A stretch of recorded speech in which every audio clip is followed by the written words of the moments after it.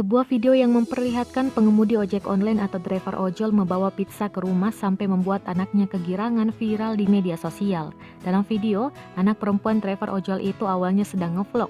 Ia ngevlog sambil menyambut kepulangan ayahnya.